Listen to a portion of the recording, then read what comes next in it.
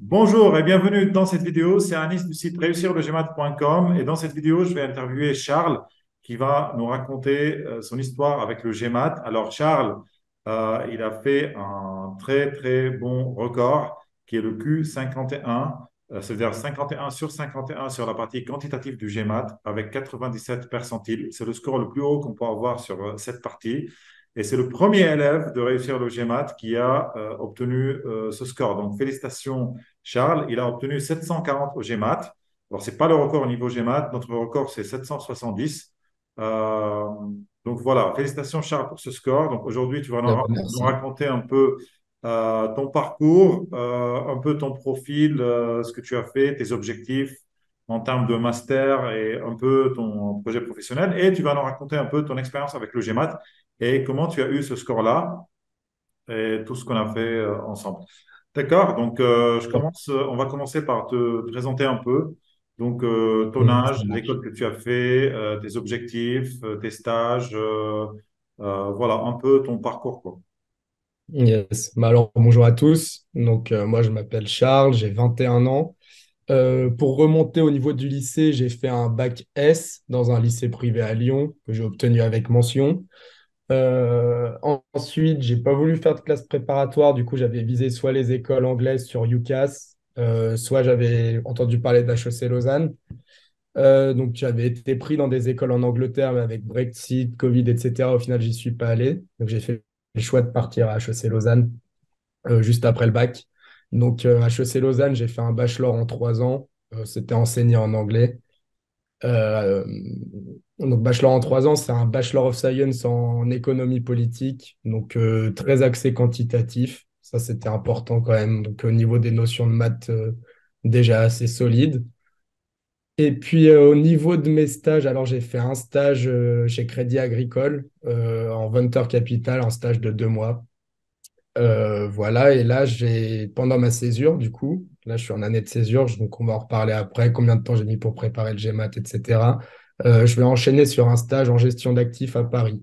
Voilà, un gros stage de 6 mois pour appuyer mon dossier pour les masters. Au niveau des masters que je vise, on est sur des masters finance, du coup. Donc, on va postuler, je vais postuler, pardon, aux 3 premiers masters français, donc HEC, SEC, SCP, en master finance. Je vais aussi tenter les PGE de ces écoles, mais ça serait pour avoir une orientation en private banking après, mais ce n'est pas mon premier choix. C'est d'abord les masters finance, après les PGE. Et donc, pour rester un peu en Suisse, je vais aussi postuler au Master Banking Finance à Saint-Gall, qui est en Suisse allemande, qui est un super master, surtout pour bosser en Suisse après. C'est vrai que c'est le top. Et puis, pour viser un peu l'étranger aussi, j'aimerais bien viser la LBS, London Business School à Londres. Donc, voilà. Ok, ok, très bien, top. Donc, pour viser ces écoles-là, surtout les masters en finance, il faut un très bon score GMAT. Voilà, Mhm. soyons clairs. Les masters finance, c'est des masters très compétitifs. Il y a tout le monde qui veut faire des masters en finance pour avoir des postes dans des grosses banques d'investissement et tout ça. Donc, c'est vraiment très compétitif. Donc, pour viser des masters comme HEC ou London Business School ou autres, il faut normalement dépasser les 700 points au GMAT. Voilà, raconte-moi un peu ton expérience avec le GMAT. Raconte-moi tout en fait, ta préparation au GMAT, les cours que tu as fait avec nous, combien de temps Mhm. tu as consacré pour le GMAT, combien d'heures par Yes. semaine tu as travaillé et tout, quoi. Voilà. Ouais. Alors, comment ça s'est passé? Moi, déjà, c'est quand j'étais en 3e année, donc quand j'avais fini mon bachelor, j'avais un ami qui a fait réussir le GMAT en même temps. Coucou Greg. Et donc voilà, j'entendais déjà un peu parler du GMAT. Moi, je savais pas trop comment je voulais m'organiser. Est-ce que je prenais une année de césure? Est-ce que j'essayais de le passer en même temps que mon bachelor? Voilà, donc moi, j'ai pris la décision de faire une année de césure et donc de consacrer ma première partie de césure, donc mon premier semestre, à consolider mon dossier, préparer bien mes admissibilités, etc. Pour réussir le GMAT, évidemment, passer mon test d'anglais que je passe la semaine prochaine. Et puis voilà, donc je voulais vraiment consacrer la première partie de ma césure à ça et la deuxième partie de ma césure, comme je l'expliquais avant, pour faire un stage. Donc, ce qui s'est passé, c'est qu'en août, du coup, en août 2023, j'ai contacté Anis sur WhatsApp, on a pris rendez-vous, etc. Et j'avais pour objectif de commencer le plus tôt possible. Donc avec l'été qui se finissait et tout, j'ai dit 1er septembre, je retourne à la bibliothèque et je commence à réviser. Donc voilà, j'avais pris la formation, du coup j'ai pris la formation 20 heures de cours, plus les cours évidemment, la plateforme en ligne là, qui était top. Et donc 1er septembre, je me suis mis à la BU et à partir de là, je me suis dit, il faut que je garde un rythme régulier. Parce que voilà, il faut que je le prépare, il faut que je le passe assez vite pour être évidemment dans les rounds d'admission des écoles. Donc pour le premier round, ça allait être un peu chaud, parce qu'il me semble que ça se finissait tout début novembre. Ouais, un truc comme ça. Donc je savais que ça allait être un peu chaud, mais je voulais pas non plus me presser, me précipiter dans passer mes GMAT le plus rapidement possible. Je voulais vraiment assurer les scores et puis être prêt. Donc niveau horaire, j'ai fait tous les jours du lundi au jeudi. Je faisais 8 heures, j'arrivais à la bibliothèque à 8 heures et je repartais aux alentours de 16 heures, 15h30, avec une pause à 10 heures. Voilà. Mais globalement, je consacrais 5 heures de GMAT par jour pendant 2 mois et demi, à Et peu près. pendant combien de jours par semaine? C'était du lundi 4 jusqu'au jours. 4 4 jours. jours, Ouais. 5 heures par jour. Donc, Mhm. ça fait 20 heures par semaine. Ouais, Sur deux exact. mois et demi, c'est ça? Ouais. Donc, c'est à peu près, on va dire, 10 semaines. Donc, 10 semaines avec 20 heures par semaine, ça fait 200 heures. Mhm. Très bien. 200 heures, mais de travail où vraiment pas distrait par le téléphone et je pensais à rien d'autre que le GMAT. C'était vraiment GMAT, GMAT, GMAT, GMAT. Et puis voilà, ça on rajoutait les heures de formation que je pouvais caler comme moi je voulais. Donc c'était vraiment le top. Et puis ouais, donc on est à 200 heures, 200 heures de GMAT à peu près pour OK. réussir. Et du coup, qu'est-ce que les heures de cours et la plateforme en ligne t'ont apporté en termes de... Bah alors moi je reprends dans l'ordre sur comment je travaillais. C'était donc j'arrivais le matin, je me tapais un nouveau chapitre, une nouvelle section, ou alors je revoyais celle de la veille si je l'avais pas bien compris. Donc, je commençais par re-regarder les vidéos ou les regarder. Je prenais évidemment des notes. Donc, je notais vraiment toutes les notes, tout le cours et tout. Je l'avais noté à côté, les formules importantes qui sont vraiment, vraiment, vraiment, vraiment importantes pour le GMAT. J'ai un ami qui le prépare à côté, mais qui fait pas la formation. Et sur les formules, du coup, il n'a jamais les tricks. Par exemple, pour les Pythagore ou rectangle isocèle, etc., il connaît pas les résultats. Donc, il perd trop de temps. Et puis, voilà.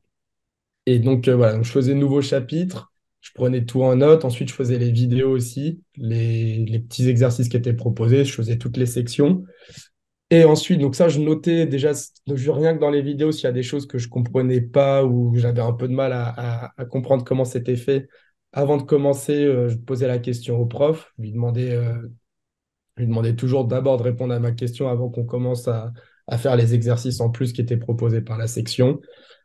Et puis ensuite, avec le prof, ce qu'on essayait de faire, c'était on augmentait la difficulté à chaque fois que j'arrivais bien à une question. Donc on commençait à easy, et après on passait à medium si ça déroulait bien. Et puis sur la fin, on faisait du hard un peu, où c'est là où je me faisais challenger. Après la session d'exercice, du coup, avec le professeur, il m'envoie toutes les questions qu'on venait de faire, avec celles en plus qu'on n'a pas eu le temps de traiter. Et là, je faisais tout. Donc, je prenais globalement le matin pour faire le cours et l'après-midi pour refaire toutes les questions qui avaient été envoyées le matin. J'essayais de faire les sessions le matin, moi, de cours pour me laisser l'après-midi dégager. Et donc, l'après-midi, je reprenais mes questions. Je notais, parce qu'il y en avait évidemment pas mal que j'arrivais pas à faire, surtout dans la partie hard, qui était un peu tricky. Et donc ça, soit j'envoyais un mail ou on voyait ensemble, soit c'était les premières questions que je reposais à l'heure suivante qui était programmée, quoi, de cours. Donc voilà, c'est comme ça que je fonctionnais pour la partie quantitative. Et pour la partie verbale, c'était un peu différent. À m'envoyer tout le cours, j'essayais vraiment d'apprendre toutes les règles de conjugaison, enfin, grammaire, etc.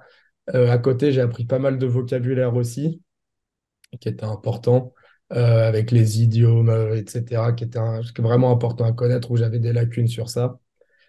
Et puis après, voilà, on travaillait en anglais, on travaillait ensemble. Globalement, c'était une méthode un peu différente. C'est que vraiment, c'était un cours où c'était vraiment plus interactif que les maths à m'aider. Et puis, on allait vraiment, on construisait un truc ensemble. Quoi, j'avais plus de lacunes en anglais qu'en mathématiques. Et voilà, tout globalement, c'est comment j'ai approché le GMAT pour OK, très performer, quoi. bien.